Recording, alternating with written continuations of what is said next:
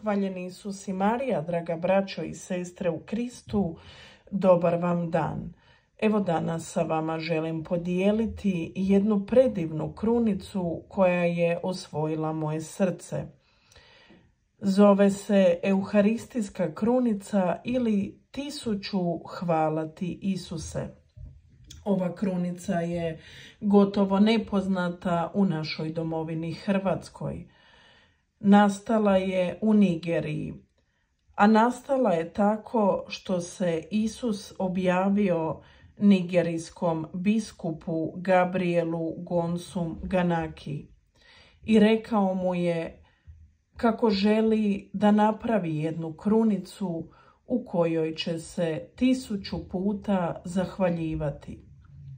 Rekao je da je jako žalostan jer gotovo nitko ne zahvaljuje, a posebno gotovo nitko da ne zahvaljuje za njegovu muku u Gecemanskom vrtu. Biskup je napisao ovu krunicu, dao ju je izraditi i proširio ju je po Nigeriji. Ova krunica je osim u Nigeriji popularna i u Americi. A evo sada i vi, dragi Hrvati i Hrvatice, imate priliku da se upoznate sa ovom moćnom krunicom.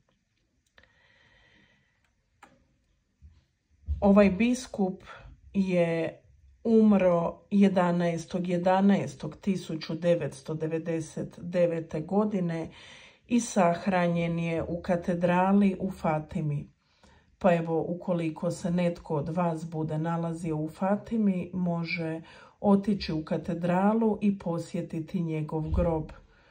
Neizmjerno sam zahvalna ovome biskupu što nam je ostavio u baštinu ovu krunicu s kojom ćemo se naučiti zahvaljivati Isusu za sve milosti koje nam svakodnevno udjeljuje.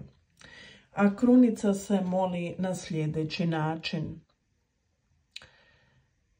Evo, prvo je ova euharistijska medaljica, a onda idu 3 zrna i onda se nastavlja jedno crveno zrno pa 10 bijelih. Ukupno ima 1000 zrnaca. Započinjemo znakom križa, a onda molimo Oče naš, zdravo Mariju i slava Otcu. Nakon toga kažemo: Gospodine naš, Isuse Kriste, ovdje sam da ti zahvalim za ono što si učinio za moju prošlost, sadašnjost i budućnost, kao i za ono što si pretrpio za mene u Gecemaniju, te što si se u potpunosti predao kao hrana mojoj duši pod prilikama kruha i vina u presvetom sakramentu Euharistije. Nakon toga na crveno zrno kažemo: O hvala ti Isuse, a na sva bijela zrna govorimo: hvala ti Isuse. I tako ponavljamo cijelu krunicu. Potrebno je 5 puta izmoliti ovu krunicu kako bi došli do 1000. Dakle, u ovoj krunici ima 200 zrnaca i kada je 5 puta izmolimo, dođemo do 1000, do broja kojeg je Isus želio da molimo. Pa evo, draga braćo i sestre, neka ova krunica bude poticaj i vama da naučite zahvaljivati i brojne milosti će Gospodin Isus Krist uliti u vaše živote.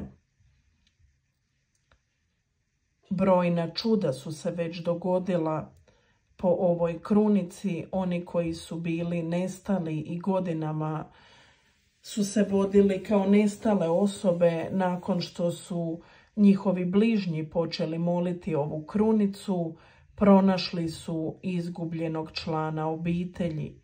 Mnogi su se obratili, mnogi su zadobili brojne milosti.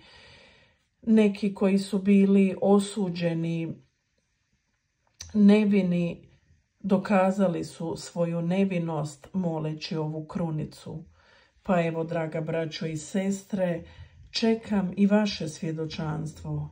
Ukoliko zadobijete svjedočanstvo po ovoj krunici, molim vas da nam napišete mail na našu mail adresu malim slovima sve skupa salveregina@gmail.com monkey@gmail.com ili na Facebook stranicu Katolička svjedočanstva.